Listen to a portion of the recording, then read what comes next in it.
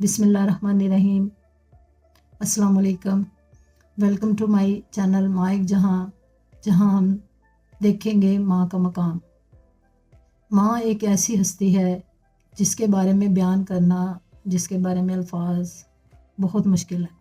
ماں نام ہے محبت کا، ماں نام ہے چاہت کا، ماں نام ہے شکر کا، ماں نام ہے صبر کا، ماں نام ہے پیار کا، تو ماں نام ہے وقار کا۔ اللہ پاک نے جو دنیا میں سب سے بہترین بندے کو ایک انعام دیا ہے وہ ماں کی صورت میں دیا ہے۔ ماں کے مقابل کوئی بھی ہستی نہیں ہے۔ تو آج مجھ سے کسی نے ایک سوال کیا کہ ایک اچھی ماں اور بری ماں میں کیا فرق ہے، تو میں یہ سوچ میں پڑ گئی کہ ماں تو اچھی یا بری نہیں ہوتی، نہ ہی ماں پڑھی لکھی اور ان پڑھ ہوتی ہے۔ ماں تو ماں ہوتی ہے، بس ماں کے پیار کا انداز جو ہے وہ مختلف ہوتا ہے، ماں کے پیار کا اظہار مختلف ہوتا ہے۔ تو ماں کا جو لفظ ہے، جب ہم ماں کہتے ہیں تو ایک روح کو سکون مل جاتا ہے، اور ایسے لگتا ہے کہ جیسے کائنات میں ہر چیز کا جو سکون ہے وہ ماں کی صورت میں اللہ پاک نے ہمیں دیا۔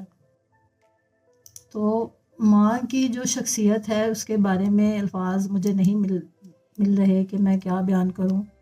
تو ایک اچھی ماں یا بری ماں نہیں ہوتی، ماں ماں ہوتی ہے۔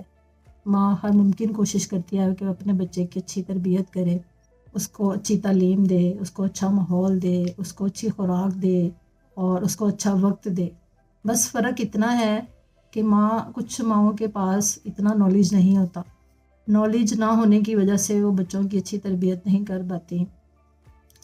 اور یہ میں 100% اپنے دل سے بات کہتی ہوں کہ ماں کے پاس اگر جس بات کا علم ہو تو ماں جو ہے وہ کبھی بھی بچے کو اس چیز سے محروم نہیں رکھتی۔ یاد رکھیے گا کہ کبھی بھی چور یا ڈاکو کی ماں کبھی بھی اپنے بچے کو چور یا ڈاکو نہیں بنانا چاہتی۔ اس کے دل کے جذبات ہمیشہ پازیٹیو ہوتے ہیں، اس کی سوچ ہمیشہ پازیٹیو ہوتی ہے، کیونکہ اس کا جو پیار ہے وہ سب سے خالص ہوتا ہے، اس جیسا پیار کسی کے پاس نہیں ہوتا۔ اور میرا جو خاص طور پر ماؤں سے یہ ایک درخواست ہے یا ایک گزارش لگا لیں، بس اپنے نالج کو بڑھائیں، اپنی جو اللہ پاک نے انہیں علم دیا ہے، اللہ پاک نے جو انہیں صلاحیتیں دی ہیں ان کو استعمال کرتے ہوئے اپنے بچوں کی اچھی تربیت کریں۔ یہ ایسے ہی ہے جیسے ایک مالی جو ہے اپنے پودے کی تب رکھوالی اچھی کر سکتا ہے، تب اس کو پروان چڑھا سکتا ہے، تب اس پہ پھل اور پھول لگ سکتے ہیں کہ جب اس کو اس کے بارے میں نالج ہوگا کہ اس کو کب پانی دینا ہے، کتنا پانی دینا ہے، اس کو چھاؤں میں رکھنا ہے یا دھوپ میں رکھنا ہے۔ اس کا مجھے تب پتہ چلا کہ جب مجھے پودے رکھنے کا بہت شوق ہے، تو ایک دفعہ میں نے بہت زیادہ پودے اکٹھے کر لیے گھر میں۔ تو ایک ہفتہ گزرنے کے بعد ایک گملے میں سے اگر پودے سوکھنا شروع ہوئے، پھر دوسرے سے، پھر تیسرے سے، پھر چوتھے سے، تو مجھے یہاں آ کر یہ پتہ چلا کہ مجھے اس چیز کا علم نہیں ہے کہ ان کو میں نے کیسے ان کی کیئر کرنی ہے، کیسے ان کو پانی دینا ہے، کس وقت دینا ہے، کتنا دینا ہے۔ تو وہ پودے آہستہ آہستہ مرجھا گئے۔